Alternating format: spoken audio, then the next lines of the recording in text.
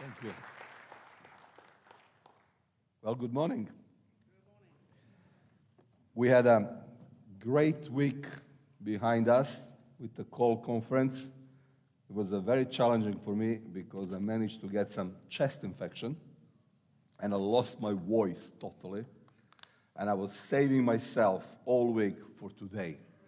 So if my if my voice breaks, please pray for me. I sound like an Eastern European villain for every single Bond film you ever watched. With a broken voice, it will be even worse, okay? So please save yourself from that and pray for me.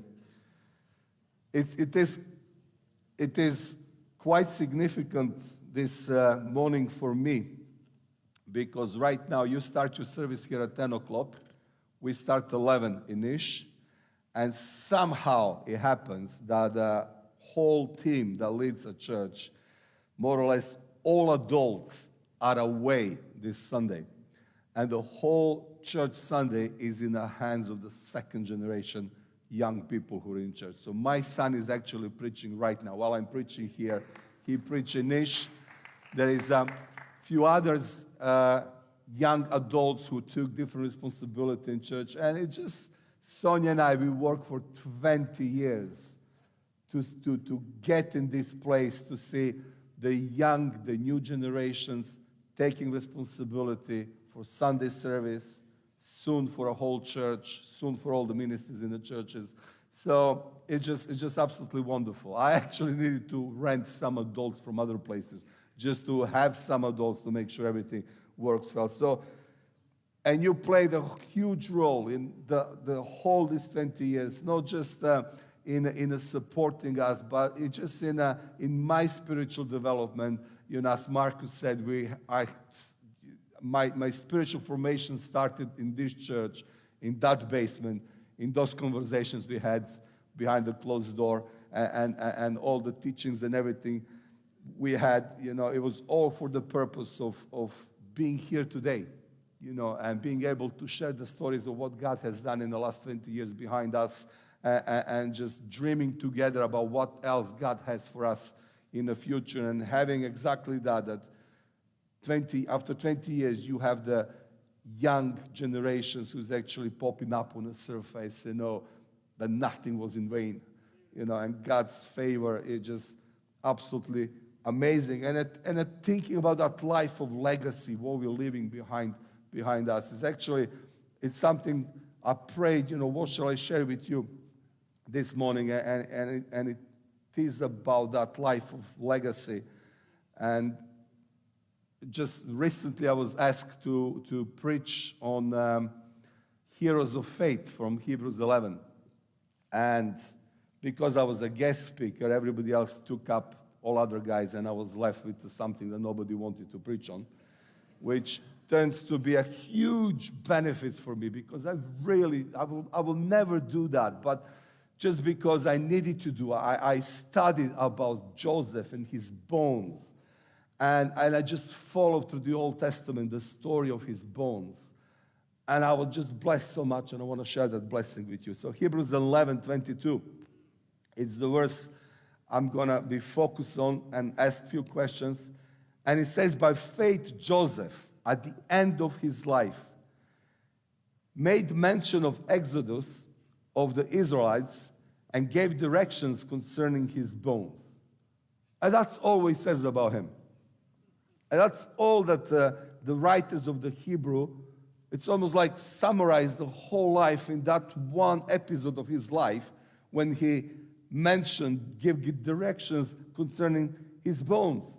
And we love Joseph because there's so much happening in his life that's so similar to us, to all the troubles he went through, that we went through, all the bad experience he experienced from the people, and the good stuff he experienced with God, and how he fall down and God's raised him up. And there is so many things that you can picking up from his life and make this is the point of faith. And if we want to teach something to generations to come, this is the summing episode of his life that just sums the whole his relationship and the faithfulness of God. But somehow, for some reason, the writer of Hebrews, it's talks about his obsession with dead bones. It's almost like his whole life, you can summarize it, that one episode on the end of his life with his mentions and give directions of his bones. So I asked two questions. I asked questions, what is the story about his bones? What does the Bible teach about his bones? What is happening in the Old Testament about his bones? And why the writer of the Hebrews is taking that one episode of his life to be the central point of the life of faith of Joseph. So if you go into Genesis 50, verse 24, it's where this mentioning of the bones is happening. And you can imagine that Joseph is on his deathbed. He's 110 years old. He's about to die. His sons, his brothers around himself, the children of Israel around his sick bed. And he said this to him. And Joseph said to his brothers, verse 24, I'm about to die, but God will visit you and bring you up of this land to the land that he swore to Abraham, to Isaac, and to Jacob. And I needed to stop straight away when I read this, because I just love this relieving statement. So blunt, but so true. So inevitable law of nature. I'm about to die. And it's so releasing in your soul that you can't do anything about that. I'm about to die. Doesn't matter how much herbal teas I drink and chia seeds I eat. Cholesterol is going to kill me. Blood pressure is going to kill me. The stress is going to kill me. Something is going to sooner or later meet me and kill me. And I can't change that. And if I can't change that, there is the one thing I can change. And that is how I'm going to live. And how I'm going to die. And what I'm going to leave behind myself. And I can focus my whole life as a primary thing. How I'm going to live. And what my life and my bones are going to leave behind me. And I can put on a second place, yeah, take care of your health. But make sure that you're more concerned about how you're going to live your life and what you're going to leave behind you and what kind of influence you want your bones to have on the peoples to come. So this is what Joseph says, I'm about to die.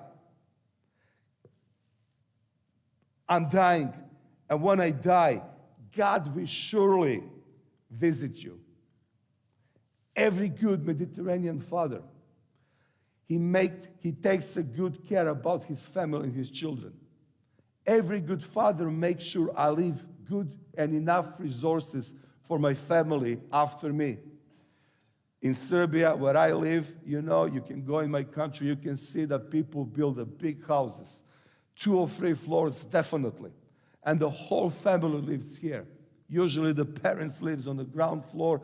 The one son lives on the first floor with his family. Then another son lives with his family on the second floor.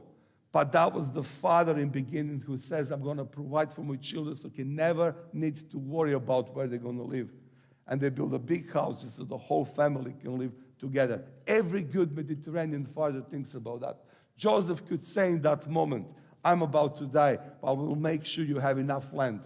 I'm about to die, but I'm going to make sure you have enough resources. I'm about to die, but I'm going to make sure that I'll provide good education for my children. I'm about to die, but I will make sure that my kids have a good bank account on their name. But none of the things he does, because he knows after when I die, another Pharaoh is going to come. And I can't trust this guy. And every single wall in a broken world is a broken wall. And wherever my children lean the ladders of faith, those walls are going to crumble down. And there is only one wall, eternal city, on which you can lean your ladders of faith, and it's never going to crumble. So I'll make sure when I die, God will visit my children. I make sure when I die, they're going to look upon my life of faith. They're going to look about how God showed worthy to put all the trust on him through my life, so my children will know my dad trusts God so much and he surely visit him. We're going to learn from our dad to trust God, so surely God is going to visit us one day. I'm about to die, but God will surely visit you. And then he said to the sons of Israel, God will surely visit you, and you shall carry my bones from here. He said, I believe with all my heart that God will fulfill his word by taking you out of this and planting you in a promised land. And I'm going to make sure another thing with my life. I'm not going to be around, but I want my bones to help you in that. I want my bones to testify. Even when I'm not around, my life that I lived, my bones as a testimony that God is going to fulfill his promise. What a life of legacy. What a life of living. That even when you close your eyes and you can look on that guy in his past and the things, how he lived his life, his legacy still lives even when he's not around. His bones testify that God will come and God is going to take you out from this place which is not your home, and God is going to plant you in a promised land. And I'm going to make sure that you're going to take my bones, and once in your promised land, my bones are going to find their peace. And my bones are going to helping you through your life of your generations and the generations to come to keep that faith of God. And my bones and my life that I live with God is going to help you so you can put your hope in God. And I love that. So,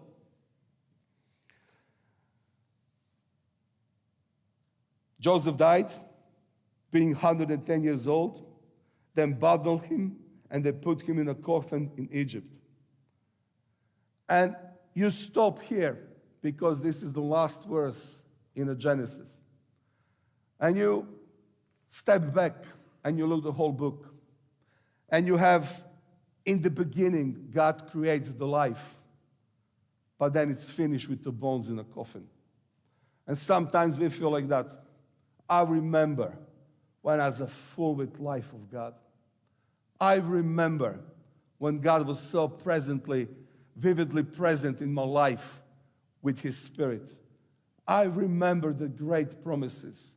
I remember the great callings in my life. I remember all that, but somehow today, I'm in that place that I feel like a bones in a coffin. But you and I, more than anybody else on this world, should know that the bones in the coffins are bones on hope. The coffin is never the end. Coffin is actually, the bones in the coffin are bones of promise. That God who gave promises is the one who's going to keep his promises. So,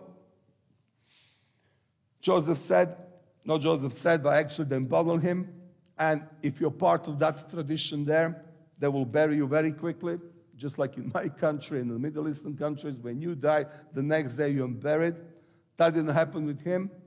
As a prime minister of Egypt, he will get his own huge, big, amazing pyramid. He will be buried under that pyramid in a burial chamber or anything like that.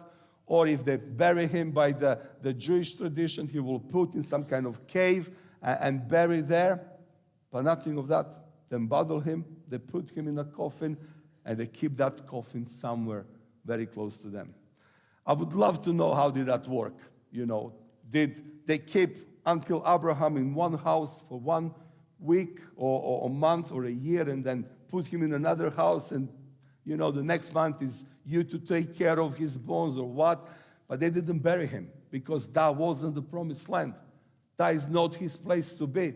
If they bury him there in Egypt today, he will be in one of the museums. We will find his bones. But no, they took him in the promised land. So, I'm about to contradict this practice. Keep my body with you. Don't put me in a burial cave. And with this statement, he says that after my death, I'm still going to remind you, believe God and what he promised. So you can imagine, through that period of Israel time in Egypt, when Israel suffered and he was tempted to give up, when the new Pharaoh came and he forgot all the promises to Abraham, to all the promises he gave. You can imagine when Israel went to the difficult time, the bones of Joseph, who are not buried here, the bones of Joseph who said, bury me in the promised lands, was preaching from the grave, don't give up. Don't give up. God will deliver you. He will not settle you down here. He will settle you down in the promised land. Don't give up. When the new Pharaoh came who didn't know Joseph, he was terrorizing Israel. The bones of Joseph was the object of faith. Something that was there. Something that would look and says, he's not buried yet. This is not our land. This is not our end. This suffering has the end. God will come. God will show himself. God will take us from this suffering. He's going to put us in a promised land. God will answer on our prayers that we pray every single day. When another Pharaoh came who killed the baby boys and mothers started screaming and the others was reduced to slave, the bones of Joseph remind this is past. This will pass. This will go. This is not the end. God will surely deliver you and put you in a promised land. And when they were tempted by the secularism of Egypt, and many of them didn't want to go to the promised land, the bones of Joseph was telling them, this land is not your hope. This is not where you're belonging. You are just the travelers through this land. God will take you out. And when He takes you out, please take my bones with you. And then you come to Exodus 13, that dreadful night when the angel of death came. And then Pharaoh finally said, just go away. And when everybody in a panic and in a hurry was packing everything what they have, and you can imagine in a panic and a quick packing, you take the most important things.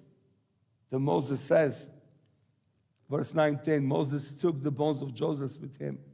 For Joseph had made the sons of Israel solemnly swear, saying, God will surely visit you, and you shall carry up my bones with you from here after generations and generations and generations.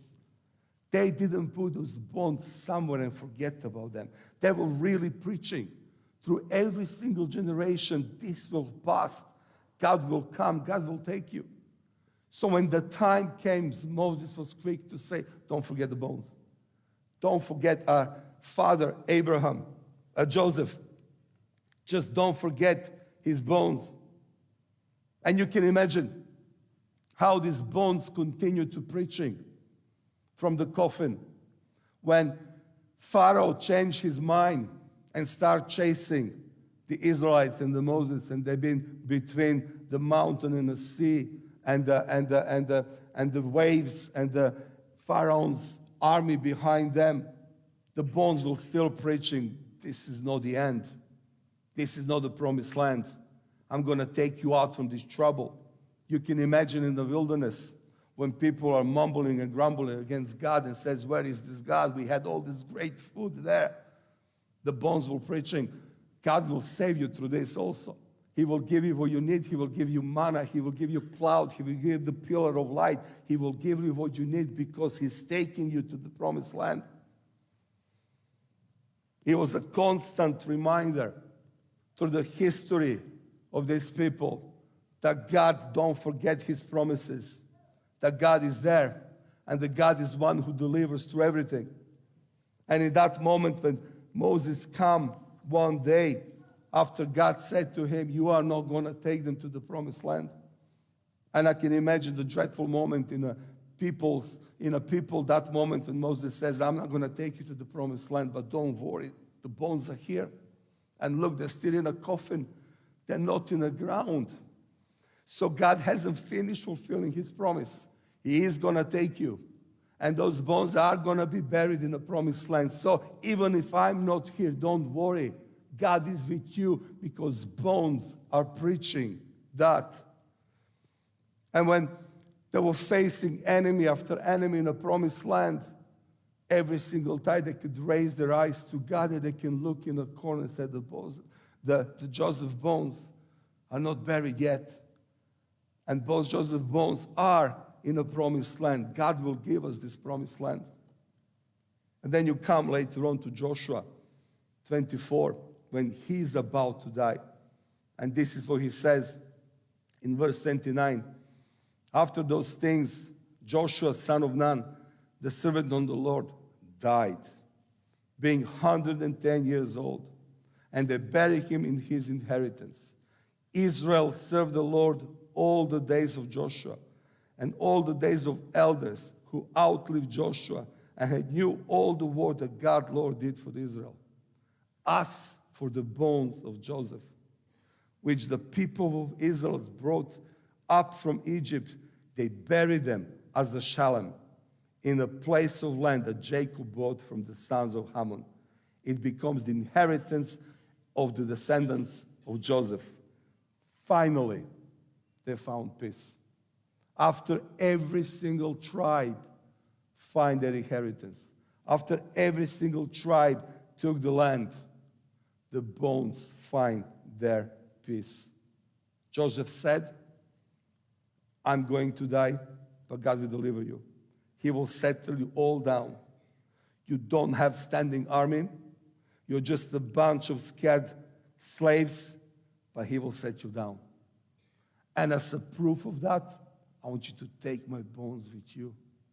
And my bones are going to preach to you every single day that God will be there to deliver you and be there to fulfill his promise and bring you in the promised land.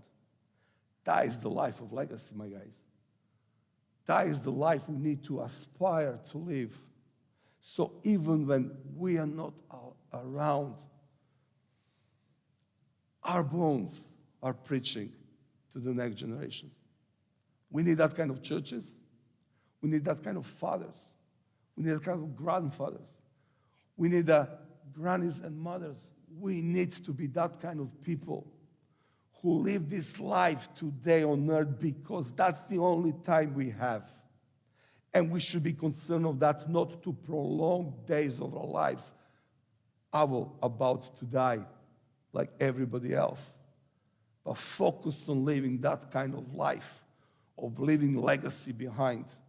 So even when we are not around, the people is going to come after us standing on the shoulders of our faith. Because we are here because of standing on the shoulders of some giants of faith.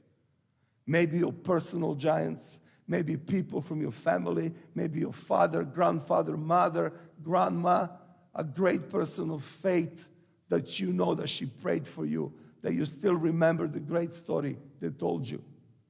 Or the great giants of the Christian faith from the history, we stand on his shoulders on who the next generation is going to stand.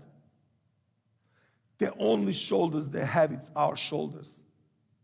And we got to give our life to build that kind of church, that kind of communities.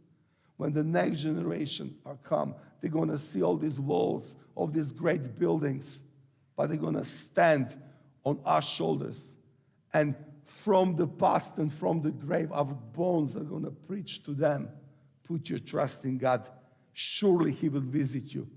You cannot trust what the world is going to give you. Do not put your trust in the broken worlds of the broken world, because every single wall in this world is going to collapse. Don't lean on that, but lean on internal city, who creator is God, because those walls are never going to crumble down.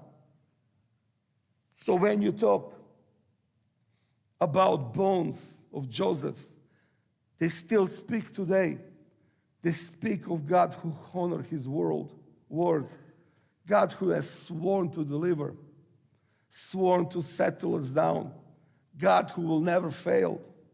They speak about God who is able to perform it, who is able to deliver, that our Heavenly Father has 1,000 ways to provide that we don't have a clue about it. And when we use all options we have, and when we hit the wall and think, that's it, no more, I don't have a clue, I'm going to die here. In that moment, God says, I have 1,000 ways you didn't think about it. I have 1,000 ways to deliver you and to bless you. And he will able to that. And he speaks of God who is never delayed, 300, 400, 500, 600 years. Wait patiently of God. In His right moment, He's going to deliver you. But when He delivers you, you will see that that delivery is not just such a simple one-dimensional that you think. When He delivers you, you will see that His deliverance is multidimensional. It's not that He just saved you. He changed you. He multiplied you. You are better than before those troubles. Not just that, He gives you a story of salvation, something to say to the people. Not that He just changed your circumstances. He changed you inside. He changed your DNA. He changed you totally. And you look at Him and you say, it's not that you deliver me. You deliver me in 1,000 more ways. They speak of God whose bones are not in grave. They are in glory. And His promise of glory is for us today. I don't need to tell you that we have a bones to look for a hope. We also have bones to look upon to give us faith for life and ministry. And just like a grave in a pyramid in Egypt is empty, the Joseph bones are in a promised land. And we have the empty tomb in Jerusalem. And through Joseph, Jesus Christ alive in heaven. This is the true bones, resurrected bones of hope that you and I can look upon it. And if He is there, if His body is there, His mission of bringing His people in a promised land is fulfilled. And if it's fulfilled, and I have these bones, then I know I'm with Him. With Him, we are there with Him because of whatever you're called here. I can always now, His bones are resting. And because His bones are resting, it means He's fulfilled His mission here on earth. And He already took me in the promised land. And when I'm bombarded so many times that I'm still slave of sin, that I'm still something which I'm not, I can look upon Him and says, no. Just like He took Israelites from Egypt and planted them in a promised land, and His bones find peace. His bones find peace now in heaven and took me in a promised land. And I'm not slave anymore. I'm a son of God, daughter of God, totally free. So I can walk with a dignity, knowing that as a resurrected bones are in heaven, washed of any shame and guilt. We can serve Him with a joy because of His resurrected bones and in heaven are a token of security. We can fight courageously because heaven is on our side and victory is so near to us to win every single time. Having those resurrected bones resting in a promised land with Christ being in life, I'm a different person here on earth. I walk not as a slave anymore. I walk like a son of God. I walk with a total security in everything what I'm doing. Whatever the world tries to throw on me, I can face that with security that one day, doesn't matter what the world says about me, particularly in my culture, where it's very shameful to be this kind of Christian. We are still prosecuted in so many ways, and we are said something of that is not, doesn't have any kind of dignity in itself, and people see us as a shame. The one day when Christ comes, and all the saints together with us come with Him, and when our true identity is revealed, the whole world is going to see who we are.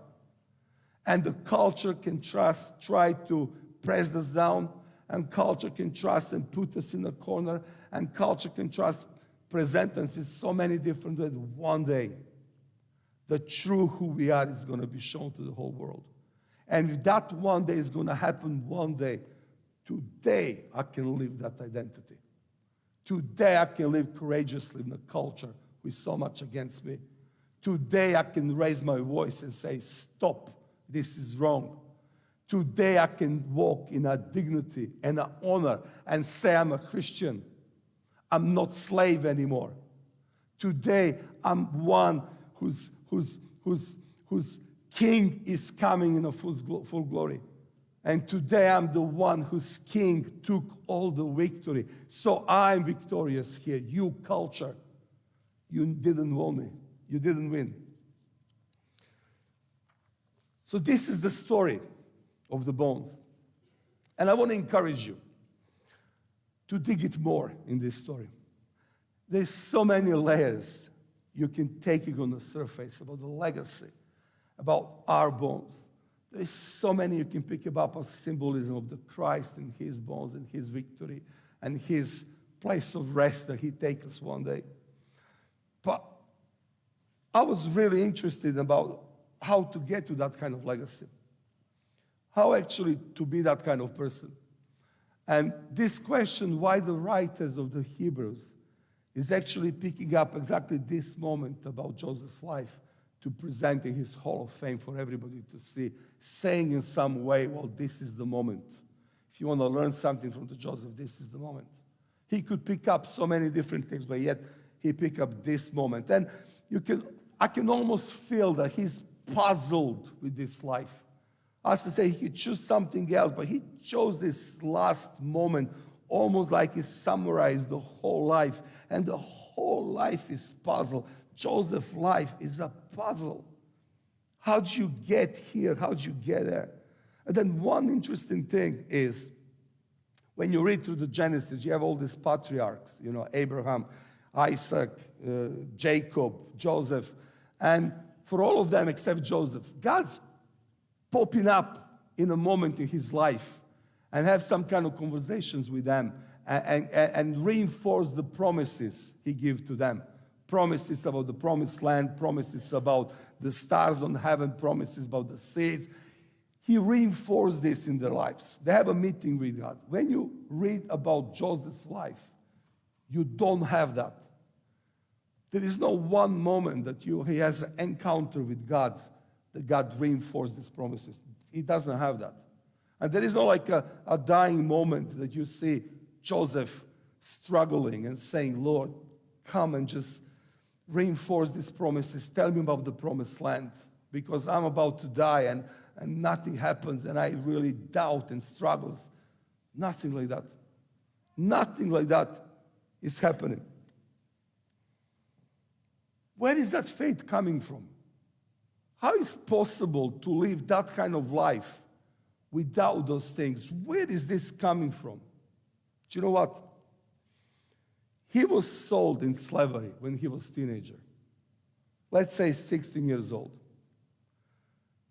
That Sunday, without knowing, was the last Sunday service he ever had. That week, youth group was the last one. He never had another one. That summer, New Day, was the last new day in his world. He never again, after that, he was part of the church life and all the benefits that church life can give. That was the last time.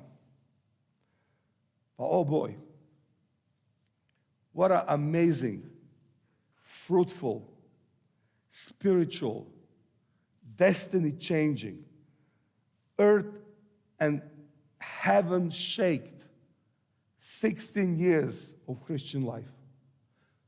Not even 16 years. He was a kid, okay? So you can say 10, 12 years of being a part of strong communal oral tradition. You can imagine him as a little boy sitting around the campfire with all these seniors and everybody else, telling the stories of God, swapping them around, never forgetting, telling the great stories about God have done in our history, in our lives, looking in the lives and the smile, excitement of those people sharing those stories, and reading for him as a little child, reading in the eyes, smile, expectations, emotions of the seniors around him, that this is not our home. This is not our home. Our home is coming. And God is surely deliver. And God is surely going to do what He promised. You can imagine going again and again and again and again through that motion of being in a local church gathering where people's lives testify about great God. When people stand up here, they're talking about, look, I hit the wall, but God saved me. Look, I'm struggling with this, but my God is greater than any struggling. Look, I have all this in disposable. I give all this for heaven that comes.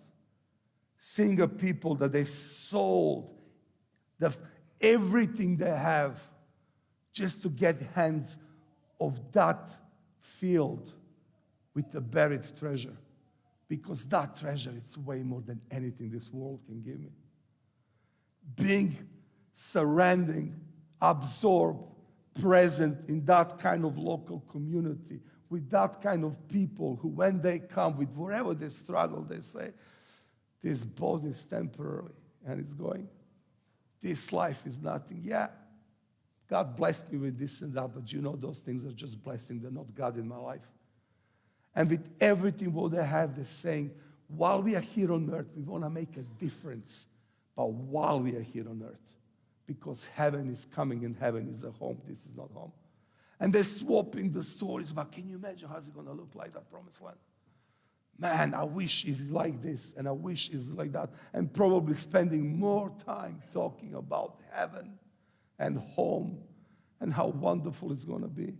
And what does it mean that every tear is going to be wiped away? And the doors that you never close. And the all needs satisfied in an amazing way. And His presence among us. And just absorb themselves around the campfire, the promised land. The promised land. The grapes and honey and milk and all that. It's waiting for us all day. Yes. Of course He will see Himself. Knowing, yeah, all these troubles, all this unforgiveness, all the troubles I went through, all the pain, all the betrayal and everything, it's nothing. Because the moment is coming when God is going to take me to the promised land. And I want to tell you something.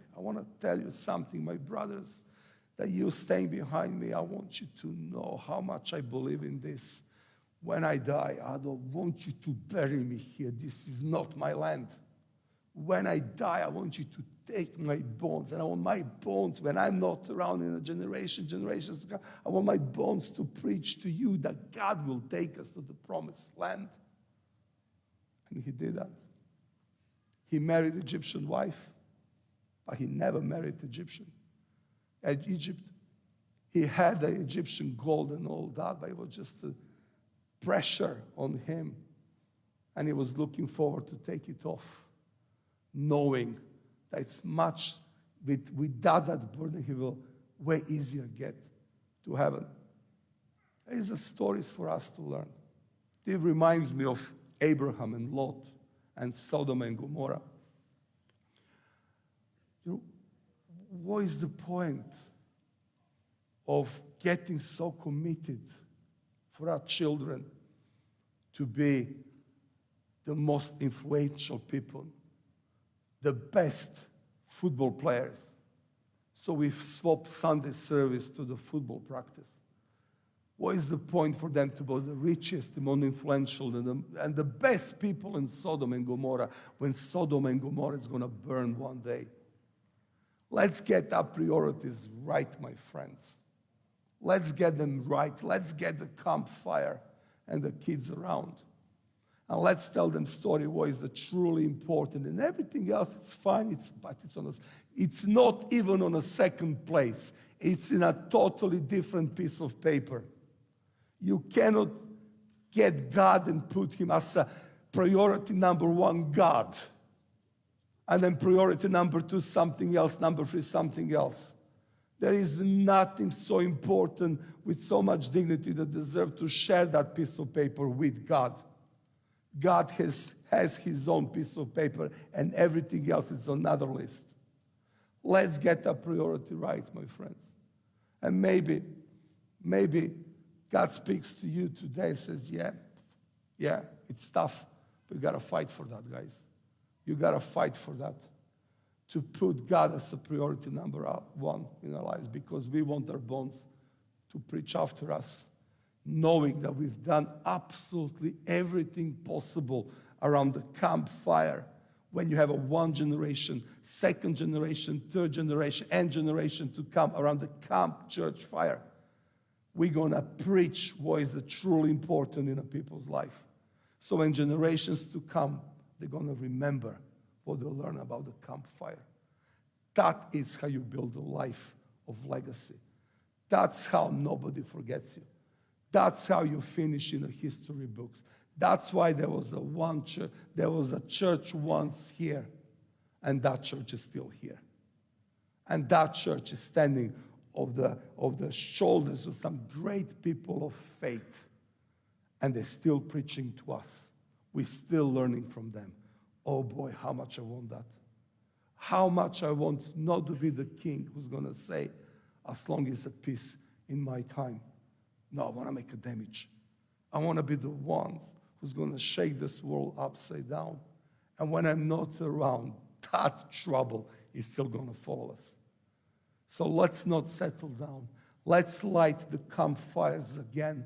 Let's make a community when all generations sitting around and learning from one another and saying the great story of God. What has God done in our lives, and dreaming together how the promised land is going to look like. So those children and the ones who are behind us generationally can learn from us. And wherever God's take them, whatever happens in their life, go to the college which is totally agnostic or whatever. We're not going to worry, because we know they're going to take the DNA of the campfire with them, and it's going to last them forever. May God bless you, guys, because you've done something great in my life. And from the basement, I went to Serbia. But behind doors, closed doors in a basement, I learned a lot of things. You put some great deposit that it's lasting now, and here we go today. Some next generation is doing the work that Sonia and I have done. That is because the basement stories in a campfire. So let's be that, guys. Oral, communal, community around the campfire telling the great stories of God. That will produce the life of legacy, bones that will preach even when we are not around. God bless you all.